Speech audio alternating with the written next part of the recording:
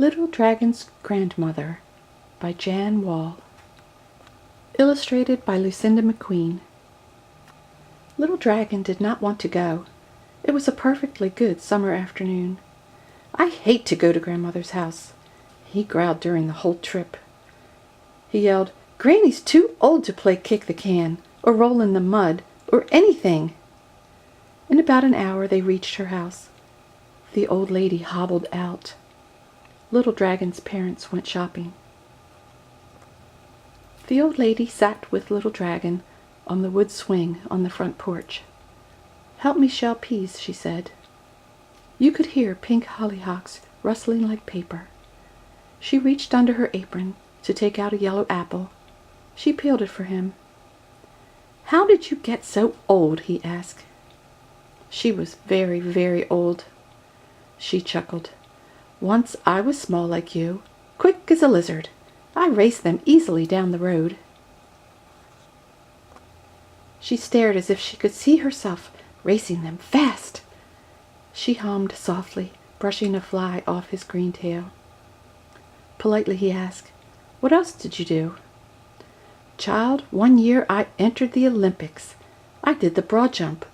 I won first prize by leaping across the Grand Canyon." He forgot to finish his apple. "You did?" They rocked a bit. She closed her eyes. "Another time I raced mountain goats up a mountain. When they got to the top, I was already there taking a nap." She yawned and shut her lids as if to take a nap. "Wake up," begged Little Dragon. He cried, "Tell me more." He put his paw in hers and gave it a squeeze. With the other paw she fanned herself, and him, too. After a while she shuffled inside to bring out a pitcher of lemonade. She sipped. "Once I had an airplane. Carnival shows paid me. First I dropped leaflets." "What did the leaflets say?" asked Little Dragon. His eyes grew large. "Watch that sky. That dragon above you is about to do loop-the-loop." He looked up at the sky as if Grandmother were in her airplane. "One afternoon I fell out, and I had no parachute." "What happened?" gasped Little Dragon. He shook his red hanky like a flag. She took another sip of lemonade.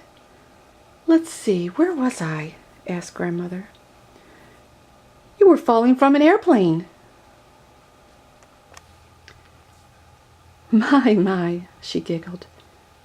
"What did I do? I got hiccups, that's what. I held my breath and was lighter than air. I floated." The old lady nodded and remembered. "What happened next?" he cried. "A hurricane," she told him, "suddenly carried me off." She flapped the bottom of her petticoat, causing a storm.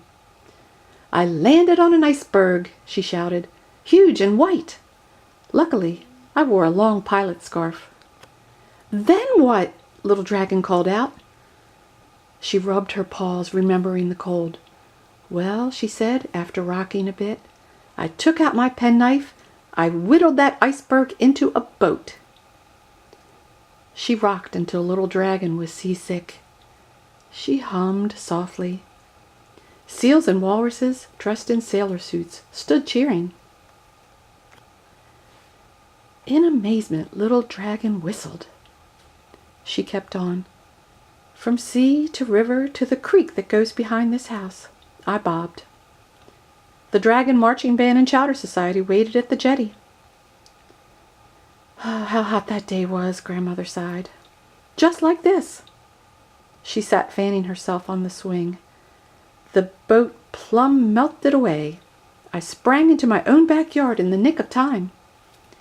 She watched the last ice melt in her glass.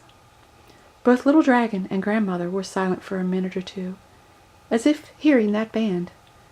The wood swing creaked. Soon Little Dragon started to laugh. She roared even louder. "It's true," she snorted. The whole porch shook with merry laughter. The roof above rattled. "Did you ever leave home again?" Little Dragon at last wondered. But his parents drove back and tooted the horn. A quiet breeze began to blow. "That is a story for next time," whispered the old lady. She gave him a dragon kiss. He gave her one. He hugged her. He helped carry in the things. How slowly she moved. She was tired now. Granny gave him a present. Her pilot's goggles. Little Dragon climbed into the car. The day was over, much too soon. She grew smaller, and finally she was gone.